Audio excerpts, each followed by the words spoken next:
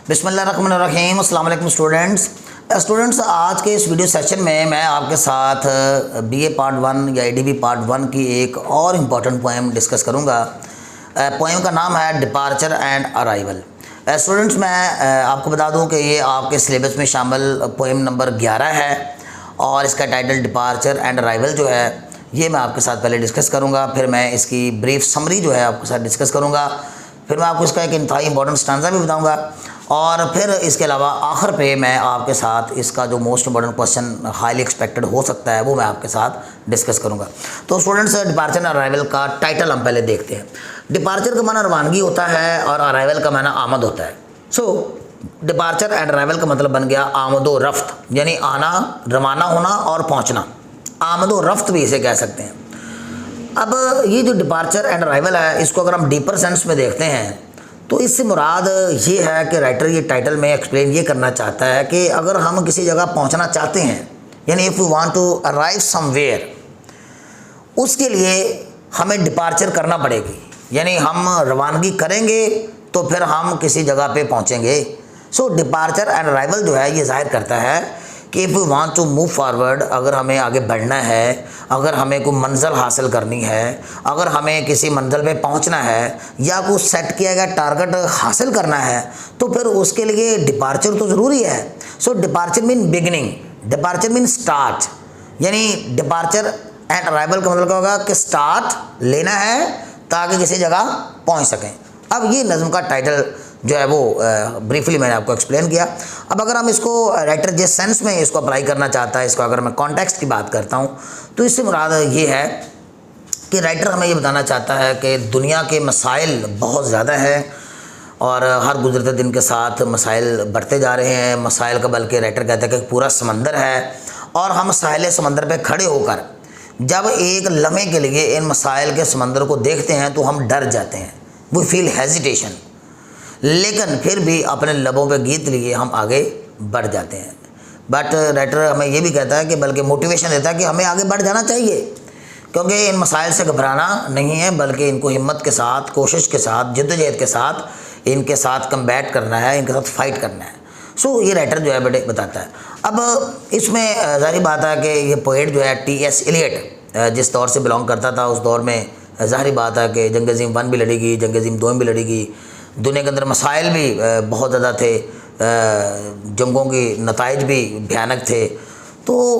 लेकिन इसके बावजूद जो है राइटर हमारे अंदर एक इंस्पिरेशन पैदा करता है, हमारे अंदर एक बलबला पैदा करता है, हमारे अंदर एक स्पिरिट पैदा करता है कि क्या हुआ अगर मसाइल बहुत ज़्यादा हैं, हमें एफर्ट और कोशिश करनी चाहिए, हमें आगे बढ़ना है और इन मसाइल को हमें टैकल करना है। इसी तरह स्टूडेंट्स, हम ये देखते हैं कि इस नज़म के दूसरे स्टांजे में फिर पोएट जो है कहता है कि अगरचे हमारा रास्ता जो है, यानी जिस रास्ते पे हम चल रहे हैं, ये रास्ता जो टार्चुअस है, बलदार है, पेचीदा है, कॉम्प्लिकेटेड है, इजी नहीं है, और लेकिन फिर भी राइटर कहता है कि लेकिन वो जो हिम्मत वाले लोग होते हैं, वो जो नौजवान होते हैं, वो जो यंगस्टर्स होते हैं, वो जो यंग जज्बे वाले होते हैं, जो अच्छा स्पिरिट रखते हैं, जो फाइटिंग स्पिरिट रखते हैं, उनको वो रास्ता, यानी वो पुरखतर रास्ता भी, वो जो डेंजरस रास्ता है, वो रास्ता भी उन्हें ऐसे लगता है जैसे वो पैनोरामा हो, यानी एक ऐसी रोड हो जिसके दोनों जानब फूल और पत्तियां और इस तरह फूलदार उन्हें वो रास्ता मालूम होता है। यानी वो उस चीज़ को अपने ऊपर सवार नहीं करते वो लोग जो है। यानी इसका मतलब ये हुआ कि राइटर दूसरे स्टांजे में हमें ये कन्वे करना चाहता है कि हमें मसाइल का जो हजम ज़्यादा है उसको अपने असाब पे सवार नहीं करना, बल्कि क्या करना है, उनको मसाइल को हल करने के लिए अपनी पूरी कोशिश करनी है। और फिर राइटर जो तीसरे स्टांजे में बताता है कि ग्रेट ड्यूटीज़ कॉल, कि बड़े बड़े फ़राइज़ हमें पुकारते हैं, यानी बड़े बड़े चैलेंजेस हैं 20वीं सदी के जो कि हमें कॉल कर रहे हैं, हमें बुला रहे हैं कि हमें इन मसाइल को हल करना है। तो इसमें शायर कहता है कि ये सदी जो है, इस सदी को दूसरी सदियों की निस्बत, पिछली सदियों की निस्बत ज़्यादा नवाजा गया है और इसीलिए हमें नहीं पता कि वक्त ने हमारे लिए क्या रखा है, लेकिन हमें कोशिश करनी है। और हमें ये भी मालूम नहीं है कि आने वाले दिनों में या आने वाले सालों में हम किस किस तरह के हीरोज़ पैदा करेंगे। और जैसे पहले माजी में हीरोज़ पैदा हुए, हर फील्ड में हीरो, मेडिकल के शुबा में, गर्ज हर शुबा में जो है वो हीरोज़ पैदा हुए और उन्होंने मसाइल को हल किया और आने वाली जनरेशन को फैसिलिटेट किया। तो राइटर कहता है इसी तरह हमारा भी फ़र्ज़ बनता है कि हम भी मसाइल को हल करें, सॉल्व करें और आने वाली जनरेशन्स को, यानी वो जो कमिंग जनरेशन्स हैं, हम उनको क्या करें, फैसिलिटेट करें।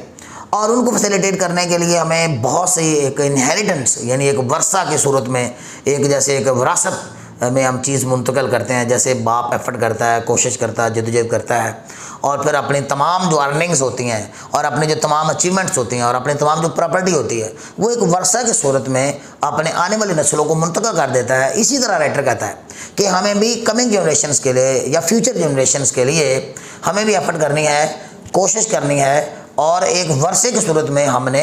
ये तमाम सहूलियात इजादात की सूरत में और जिस सूरत में भी उनको आगे हमने ट्रांसफ़र करना है, मुंतकिल करना है। फिर शायर हमें एक और भी बात बताता है कि जब हम कल को बूढ़े हो जाएंगे,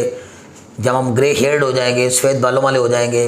और वक़्त न जाने हमारा कैसा होगा हमारे ऊपर, हम नहीं जानते कि हम कहाँ होंगे, किस हालत में होंगे। लेकिन राइटर कहता है कि एक बात ज़रूर है कि उस वक़्त हमारे जहन में ये ख्याल आएगा कि क्या हमारी ज़िंदगी इंसानियत के लिए या साथी इंसानों के लिए या आने वाले नस्लों के लिए मुआवन साबित हुई या बेकार में ही हमने गुजार दी। शायर कहता है कि उस सूरत में अगर हमने अच्छा काम किया होगा, एफर्ट की होगी, आने वाले नस्लों के अच्छा काम किया होगा, तो हम मेंटली भी सेटिस्फाइड होंगे और हम दिली तौर पे भी क्या होंगे, सेटिस्फाइड होंगे कि हमारी ज़िंदगी बेकार नहीं गई। तो यूँ राइटर जो है ये पूरी इस नज़म में हमें एक मोटिवेशन दे रहा है, हमें इंस्पायर कर रहा है, हमें इनकरेज कर रहा है, हमारे अंदर एक स्पिरिट पैदा कर रहा है कि हालात से फ़ाइट करें, एफर्ट करें, कोशिश करें, मसाइल को हल होना है और हम ही ने मसाइल को हल करना है। बल्कि राइटर ने दरमियान में ये भी कहा था कि अगर हम इस सदी को ज़्यादा अजीम बनाना चाहते हैं ना, तो फिर हम ही हैं जो कि इसकी औलाद हैं, यानी जो इसकी पैदावार हैं, हमने ही इसको अजीम बनाना है। ये नज़म जो है डिपार्चर एंड अराइवल जो है ये हमारी इंसानों को उनकी ऑब्लिगेशंस याद दिलाती है, उनके फ़राइज़ याद दिलाती है कि हमें एफर्ट करनी है, कोशिश करनी है, जद्दोजहद करनी है। तो स्टूडेंट्स का ये समरी टाइप क्वेश्चन ही बन सकता है। हम देखते हैं कि इसमें आप उसकी जो ऑब्लिगेशंस वाला क्वेश्चन जो है कि शायर ने कौन कौन सी ड्यूटीज़ जो हैं और ऑब्लिगेशंस जो हैं इंसानों से, जदीद दौर के इंसान से राइटर ने तकाज़ा किया है। तो इसका एक stanza great duties call the 20th century वाला स्टांजा ये तकरीबन मिड में है। ये वाला स्टांजा इंपॉर्टेंट है, रेफरेंस और कॉन्टेक्स्ट के वाले से आप इसको प्रिपेयर कर लीजिए और फिर इसका जो सेंट्रल आइडिया और थीम वाला जो क्वेश्चन है वो प्रिपेयर कर लीजिए। होपफुली स्टूडेंट्स के आज का हमारा वीडियो सेशन आपके लिए यूज़फुल साबित होगा। टिल नेक्स्ट वीडियो, अल्लाह हाफिज़।